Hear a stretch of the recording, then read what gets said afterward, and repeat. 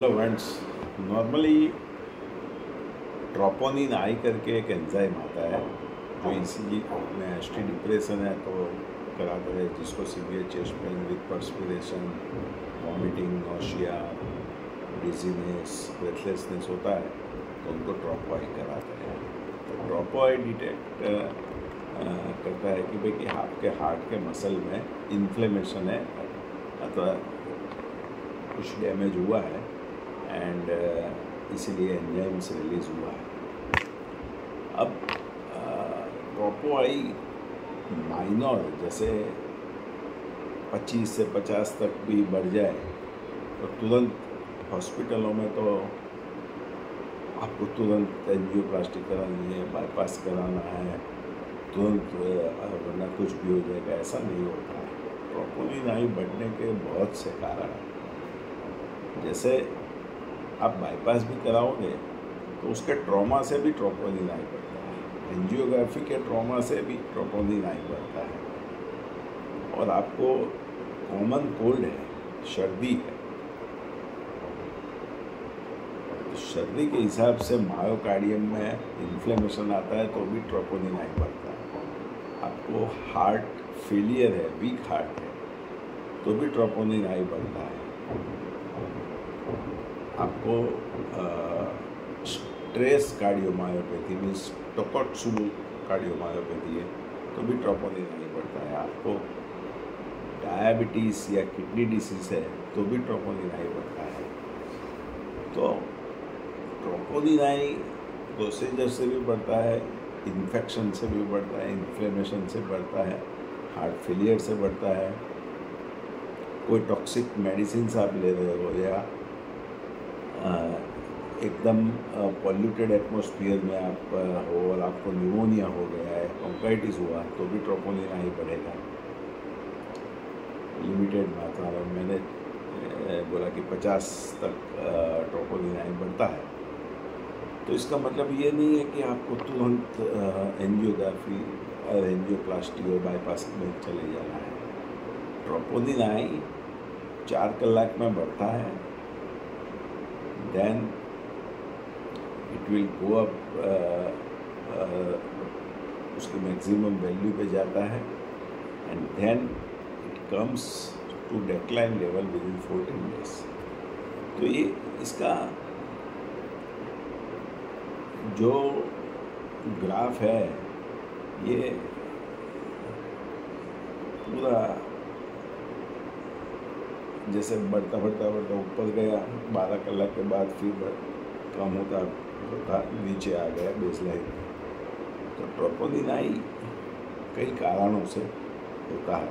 Heart का muscle week होता है तो भी बढ़ता है, हार्ट अटैक ही है ऐसा मानने की ज़रूरत नहीं है ट्रोपोनिन आई में। लोग क्या समझते हैं, थोड़ा भी ट्रोपोनिन आई बढ़ा तो हार्ट अटैक है, चलो तुरंत चेस्ट पेन नहीं है, सांस नहीं है, तुरंत एंजियोप्लास्टी करा ले तो बाईपास करा ले। ये गलत बात है। हाँ, एंजियोग्राफी में आपको ब्लॉकेज तो डॉक्टर बताएंगे ही, क्योंकि हॉस्पिटलें चलती है एंजियोग्राफी के रिजल्ट पे, क्योंकि उसके बाद उसको एंजियोप्लास्टी या स्टेंट पे ले जाना होता है और फिर पेन से परसेंटेज वाले ब्लॉकेज तो बताएंगे। लेकिन जो ब्लॉकेज है वो ब्लॉकेज बताते हैं, ऐसे नहीं होता है। लिपिड रिच ब्लॉकेज होते हैं, फॉर्म सेल्स वाले ब्लॉकेज होते हैं, कैल्सिफाइड ब्लॉकेज होते हैं।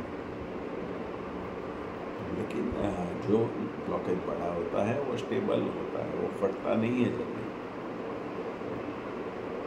जब आप ब्लड प्रेशर, डायबिटीज़ और एलोपैथिक मेडिकल ट्रीटमेंट एज पर इस्केमिया ट्रायल लो तो वो एंजियोप्लास्टी में स्टेंट से बेहतर है।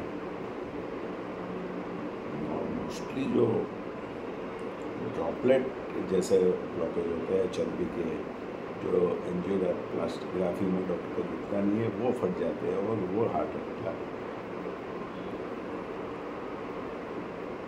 तो ट्रोपोनिन आई वैल्यू जो मैं बात कर रहा हूँ वो एकदम से हाई हो जाए, 2000, 3000, 4000, then it is consider that it can be a massive cause of heart attack. बाकी 30-40-50 ट्रोपोनिन बोला तो पेशेंट और रिलेटिव फ्रस्ट्रेट हो जाते हैं, अरे कुछ भी करा के बाईपास और एंजियोप्लास्टी करवा लो। बट ट्रोपोनिन मैंने बोला ऐसा मल्टीपल कॉज से बढ़ता है, प्रोसीजरों से बढ़ता है, इन्फेक्शन से बढ़ता है, हार्ट फेलियर में बढ़ता है, फ्लू हुआ तो भी बढ़ेगा। तो इसको इतनी वैल्यू को बहुत हाइपर होके प्रोसीजर में चले जाना हितावह नहीं है। आप anti thrombotic injections and pleiotropic statin drugs, antiplatelets and BP and pulse को कंट्रोल करो, डायबिटीज़ को कंट्रोल करो, उसकी दवाइयाँ एंड इन्फेक्शन है तो इन्फेक्शन को कंट्रोल करो। ट्रोपोनिन आई आपको मिनिमम 14 डेज में नॉर्मल आ जाएगा। तो कहने का मतलब कि ट्रोपोनिन आई की वैल्यू देख के इमीडिएटली डॉक्टर लोग डरा देते हैं, कुछ भी हो जाएगा तुरंत करवा लो। लेकिन 50 की रेंज में ट्रोपोनिन आई बढ़े तो वो कुछ भी कारण से बढ़ सकता है, प्रोसीजर कंट्यूजन से बढ़ सकता है, इन्फेक्शन हार्ट फेलियर से बढ़ सकता है। इसलिए पैनिक होने की ज़रूरत नहीं है। Intensive medical treatment and enhance external cardiac counter pulsation, USA FDA and European FDA and India FDA and all over the world FDA approved treatment for heart failure and major bypass treatment लेना है। And diet में mostly alkaline diet को prefer करना है। तो आपको troponin आई तो जो 40-50 बड़ा है वो तो नॉर्मल आना ही है, और जिसको बहुत बढ़ जाता है 4-5 या उसको भी नॉर्मल आना है 14 डेज में। लेकिन वो स्कैरिंग फॉर्मेशन कर देता है कि वो रियल हार्ट अटैक है। जो एकदम हाई वैल्यू पे चला जाता है ट्रोपोनिन है, वो रियल हार्ट अटैक है। बाकी ये 40-50 वाला तो it is a procedure related अथवा तो इन्फेक्शन रिलेटेड अथवा हार्ट वीक है उसके हिसाब से बढ़ता है, तो उसे घबराने की ज़रूरत नहीं होती है। 100 तक ट्रोपोनिन आई चला जाए तो भी चेस्ट पेन नहीं है, डिस्पनिया नहीं है, घबराने की ज़रूरत नहीं है। वो जैसे जैसे बढ़ता है वैसे ही रिवर्स आ जाता है।